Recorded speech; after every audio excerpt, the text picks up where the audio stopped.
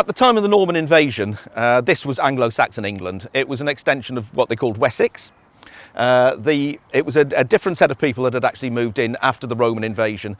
The traditional tribe that occupied Devon, Cornwall and parts of Somerset and Dorset were the Dumnonian Celtic tribe.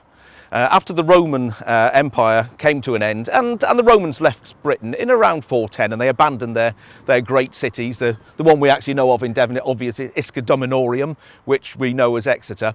So the Romans left. There's a big debate whether they were expelled or whether they just went back to defend Rome. And then it comes a period called the Dark Ages. We don't call it that anymore, but it was called the Dark Ages basically because we didn't know an awful lot. We're finding much more about that period after the Romans left and before the Anglo-Saxons came in.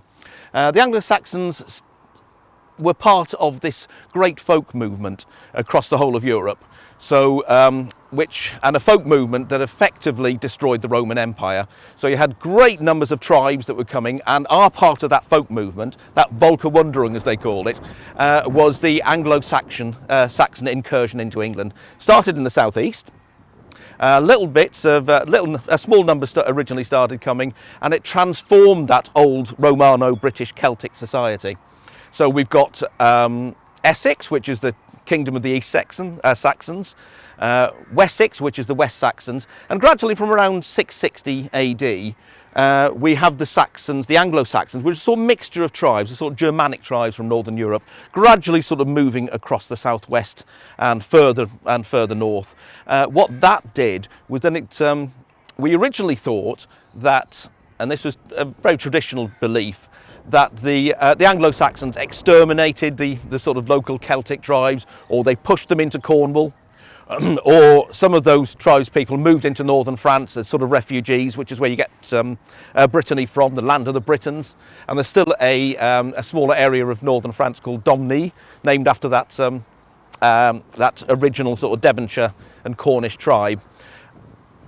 We're finding new things out all the time. We don't have an awful lot of records of that period. We can look at place names. Some names are obviously still Celtic.